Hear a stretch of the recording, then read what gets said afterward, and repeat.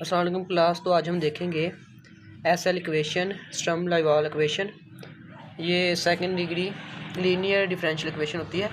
तो हर इक्वेशन जो इस शक्ल में पाई जाए जिसके हमारे पास डबल डेरिवेटिव होता है, d over d x p of x d y by d of x Q of x y plus lambda r of x Y.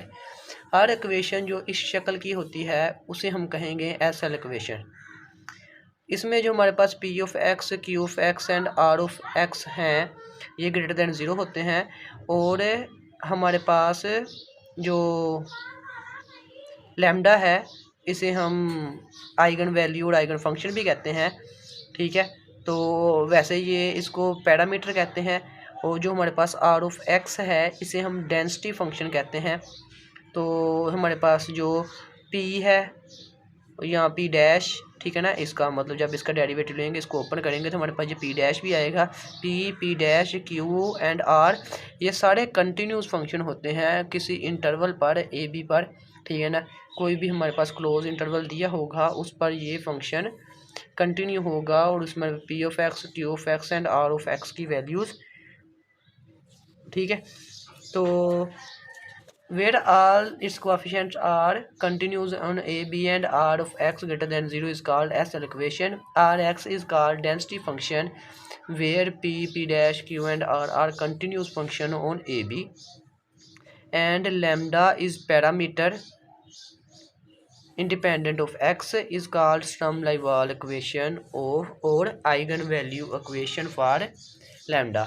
इसको आइगन वैल्यू फंक्शन भी कहते हैं। ठीक है, तो हमारे पास वैल्यूज़ दी होंगी। लैम्डा हमारे पास हमेशा आइगन इक्वेशन होती है और इसके साथ एक वैल्यूज़ दी होती है जिसे हम यू ऑफ एक्स की शक्ल में लिखेंगे बाद में, तो वो आइगन फंक्शन होता है।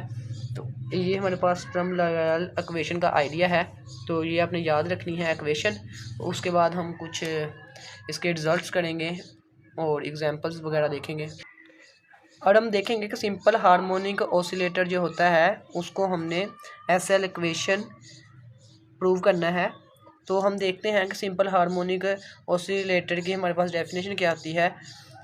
By definition of simple harmonic motion जो हमारे पास एफ होता है वो directly proportional to minus x, and जो हमारे पास जब प्रोपोर्शनलिटी को ख़त्म करते हैं हम स्प्रिंग कांस्टेंट लेकर आते हैं जिसे हम के लिखते हैं। ये हमारे पास स्प्रिंग कांस्टेंट है।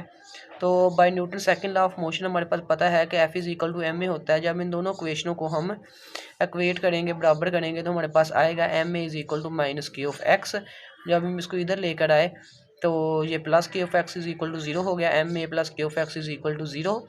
तो हमें पता है एम वैसे ही, और जो ए होता है हमारे पास हमें पता है कि हमारे पास वेलोसिटी ओवर टी, और जो हमारे पास हमें जानते हैं कि हमारे पास जो वी होता है वो डी ओवर टी होता है, और जो हमारे पास एक्साइटेशन होता है वो वेलोसिटी का डेरिवेटिव होता है। तो वेलोसिटी का derivative with respect to time, तो इसलिए मैं इसको लिख सकता हूँ डबल डेरिवेटिव। ठीक है, वेलोसिटी हमारे पास सिंगल डेरिवेटिव होता है D x over d T, या जो हमारे पास डिस्टेंस फंक्शन होता है वो एक्स होता है। तो इसलिए हमारे पास जो एक्साइटेशन होता है वो डबल डेरिवेटिव होता है। तो इसकी जगह मैंने एक ही जगह ये वाली रकम पुट की, तो हमारे पास ये वाली रकम मैंने एम के साथ सबको डिवाइड किया, क्योंकि ये वाली रकम को मैंने अलहदा करना है। एम के साथ इसको मैंने डिवाइड किया, इधर भी एम के साथ इधर भी एम के साथ, तो मेरे पास ये वाली रकम आ गई। तो जो के ओवर एम होता है वो हमारे पास डब्ल्यू का स्क्वायर होता है, क्योंकि हमारे पास जो एफ़ होता है वो is equal to m a होता है, और f is equal to m, और जो ए होता है वो एक्स डब्ल्यू का स्क्वायर। ठीक है, omega square a is equal to minus omega square x होता है ये। तो उसके अलावा हम इसको ऐसे भी देख सकते हैं, जो हमारा ओमेगा स्क्वायर होता है वो के ओवर एम होता है। तो जो क्योंकि हमारे पास जो स्प्रिंग कांस्टेंट है, हमने सिंपल हार्मोनिक मोशन में ऑसिलेटर में देखा कि जो के ऑफ एक्स होता है वो इज़ इक्वल टू एम होता है, एफ होता है। तो जो हमारे पास एफ होता है वो also is equal to m omega square. ठीक है, तो जो हमारे पास ओमेगा स्क्वायर होगा वो फिर के ओवर एम की शक्ल में लिखा जा सकता है, तो इसलिए मैंने के ओवर एम की जगह लिखा ओमेगा स्क्वायर। तो ये मेरे पास वैल्यू आ गई। तो इसको जब मैंने अलहदा किया डी ऑफ डी एक्स, तो साथ में 1 dot d x over d t plus omega square x.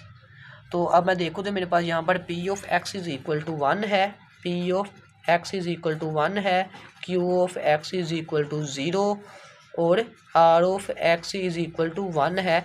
और जो मेरे पास जो वो है लैम्डा वो मेरे पास है is equal to omega square. तो इन दोनों के दरमियान जो वैल्यू होती है उसको हम कहते हैं आर स्क्वायर, आर, ठीक है ना।